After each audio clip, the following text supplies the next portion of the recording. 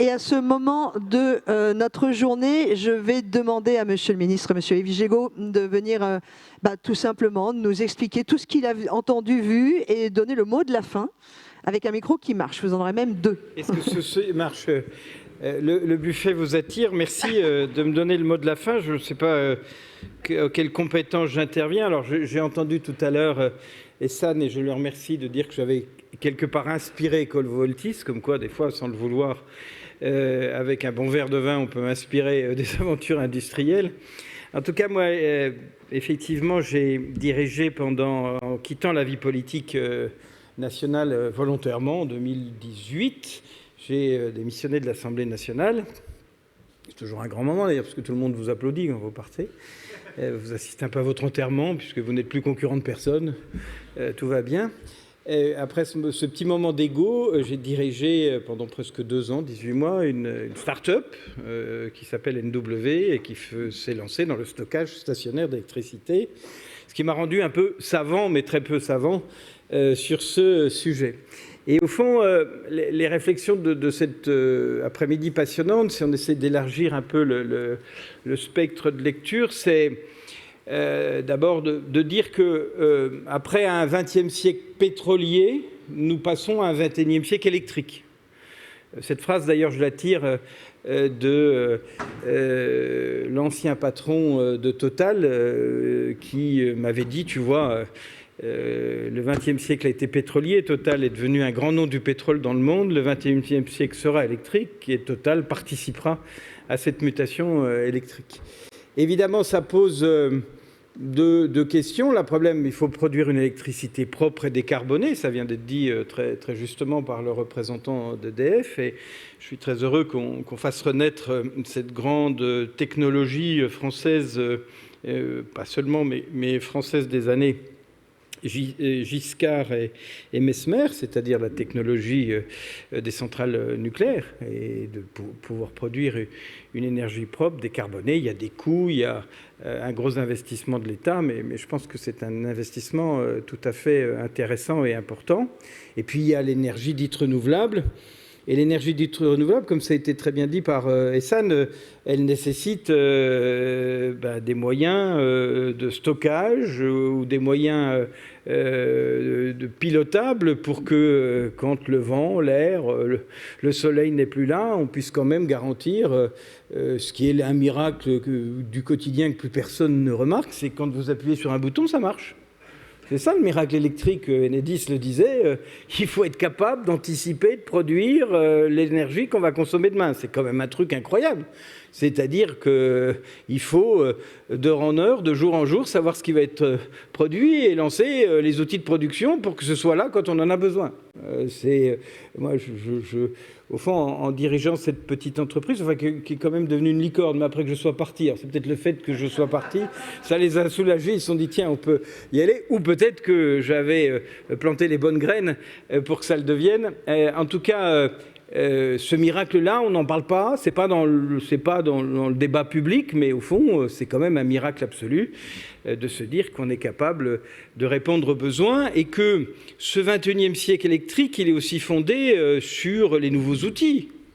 On dit, je ne sais pas si les chiffres sont bons, mais que si Internet disparaissait là, comme ça, c'est 20% de l'énergie en moins électrique qui ne serait plus nécessaire. C'est peut-être 25 d'ailleurs, je ne sais pas, mes chiffres ne sont pas forcément à jour, mais c'est gigantesque. Et ça va être de plus en plus gigantesque dans tous les domaines. Et bien sûr, la mobilité électrique est une réponse forte à la nécessité d'avoir des transports décarbonés, de lutter contre le réchauffement climatique.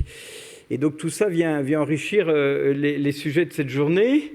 Une énergie décarbonée, du stockage pour essayer de garder l'équilibre et la flexibilité du réseau, et face à ça, des phénomènes de mutation de nos systèmes. À l'époque, les producteurs d'électricité en France, il n'y en avait pas beaucoup, il y en avait un. Maintenant, il y en a des centaines, des milliers. Il y a une multiplication des producteurs.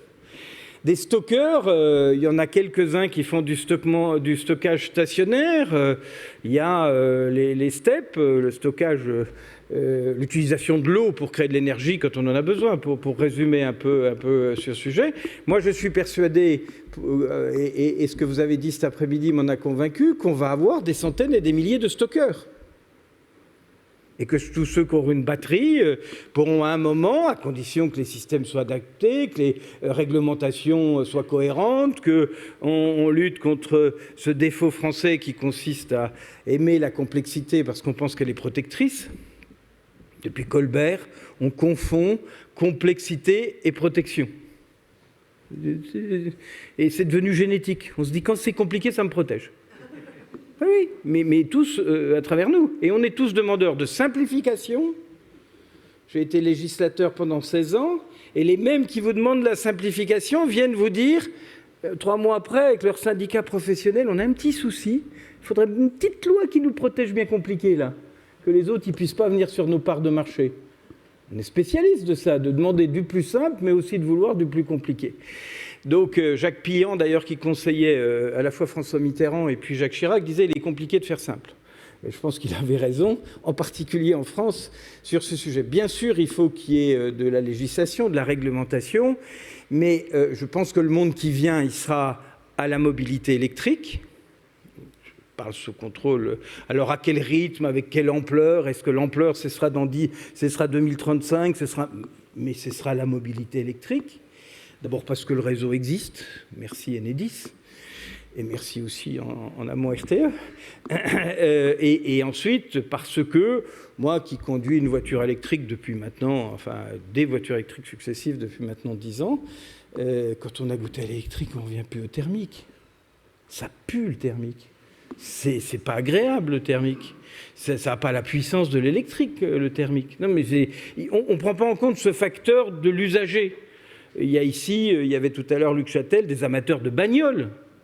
Je peux vous dire que les amateurs de bagnoles, les voitures électriques, notamment les grosses voitures électriques, ils adorent. Hein, ils ne disent pas que c'est de la mauvaise voiture. Donc je crois comprendre que la mobilité va être électrique, qu'il faut donc que nous anticipions ça. Et moi, je suis très inquiet de ce qu'a dit Luc Châtel en début de réunion, parce que la non-anticipation de l'effet qu'allaient faire les mesures réglementaires de Bruxelles sur les constructeurs par les pouvoirs publics dans leur ensemble, les maires, j'ai été maire, tout le monde, fait qu'aujourd'hui, quand vous achetez une voiture électrique, vous dites est-ce que je vais pouvoir recharger? Est-ce que ça va être simple? Et moi, j'ai eu des aventures dramatiques, à titre personnel, ou inquiétante, d'aller à Beauvais, de m'arrêter il y a quelques années sur une station. Vous savez, Engie avait fait des magnifiques stations, impossible de faire fonctionner le truc, ça ne marchait pas. Ensuite, de sortir en me disant je vais tomber en panne, d'arriver dans des villes où il y avait des bornes, pas une pareille, il fallait des abonnements, des cartes, des QR codes, des trucs, des cartes bleues, une analyse d'urine pour arriver des trucs. Et moi, j'avais juste besoin de me brancher un truc, de rester éventuellement 3 quarts d'heure pour rebrancher ma voiture. Il n'y avait pas. C'était il y a 5 ans, 6 ans sur ce sujet. J'ai d'ailleurs fini par aller me réfugier chez Peugeot en disant j'ai une Peugeot électrique, je peux, monsieur, s'il vous plaît, me recharger chez vous? Et j'ai trouvé un garagiste qui m'a dit oui, branchez-vous. Et j'ai pu recharger les 30 km nécessaires pour rentrer chez moi. Mais cette angoisse-là, c'est ça le fond du sujet, c'est ça qui bloque au fond. Il y a le prix, bien sûr, mais il y a aussi ce blocage-là. J'espère que les pouvoirs publics, il y avait des représentants de l'État, de la DGEC, qu'on va pouvoir un peu bousculer tout ce système où chacun dit non, mais ça c'est moi, ça c'est ma norme, ça c'est mon truc, non mais moi je veux, ou le producteur vous dit ah oui, mais le distributeur dit non, ou le fabricant dit non, mais vous comprenez pas, ou le fabricant... Messieurs, mettons-nous d'accord. Voilà. Soyons en pointe, soyons en avance sur ce sujet, travaillons sur cette question pour apporter cette mobilité propre qui est attendue, pour si possible fabriquer les bornes et les voitures dans des usines sur notre territoire plutôt que de les importer chez ceux qui ont anticipé avant nous et qui ont des véhicules de grande qualité. Sur ça qui nous amène les usines d'ailleurs, les Chinois. Hein. Moi je ne suis pas contre les voitures chinoises électriques, hein, mais qu'elles soient construites chez nous. Voilà. La Toyota Yaris, c'est très bien, c'est construit à Valenciennes, c'est une usine japonaise. Très très bien, ils jouent à la loyale, tout va bien sur ce sujet. C'est une petite parenthèse dans mon combat pour le Made in France. Tous producteurs, plus ou moins, vous avez beaucoup parlé d'autoconsommation, etc., tous stockeurs, et on parle aujourd'hui des bornes et du V2G, on parle de l'alimentation du réseau. Je pense que le monde de demain, alors je ne sais pas si je vais donner une idée à Essan ce soir, ou à quelqu'un, mais je pense que le monde de demain qui arrive déjà dans d'autres pays, c'est l'unité de stockage à domicile. Les Allemands commencent à le faire beaucoup, c'est-à-dire vous avez une batterie chez vous et quand l'énergie est disponible, pas cher, vous chargez votre batterie. Quand il y a la fameuse pointe, c'est plus le réseau sur lequel vous tirez, c'est sur votre batterie. Ça va arriver, ce sujet, enfin je parle sous votre contrôle. Je ne sais pas quand, je ne sais pas comment, je ne sais pas avec quelle réglementation. Je pense que les gens commencent à comprendre quand même les réalités. Et tout à l'heure, j'entendais Enedis qui nous parlait du sujet, de dire qu'il ne faut pas recharger pendant la pointe. Je vous rejoins sur ce sujet. Moi, je pense qu'on ne parie pas assez sur le civisme, qu'on ne communique pas assez. Et vous avez vu, quand il y a eu la crise de l'énergie liée aux événements ukrainiens, il y a eu une vraie communication publique, globale, et bien les gens, ils ont fait l'effort. Ils ont fait l'effort tout seuls, hein. Ils avaient un peu à gagner parce que les factures avaient augmenté, mais ils l'ont surtout fait par sens civisme, parce qu'on leur a dit attention, le réseau il peut sauter, ils ont pris conscience que le réseau c'était important, ils ont fait l'effort. Moi je pense qu'il faut une communication forte et que ces fameuses heures rouges, je ne sais pas comment on les appelle d'ailleurs, les heures creuses, je vois bien comment on les appelle, mais les autres,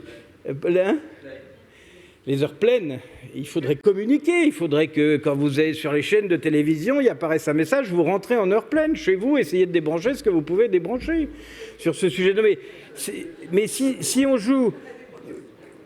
Mais oui, mais si on joue sur le sens civique, si on informe mieux les gens, s'ils ont des informations claires, allez regarder, allez regarder sur une facture d'EDF, pardon monsieur, l'information sur les heures creuses et les heures pleines.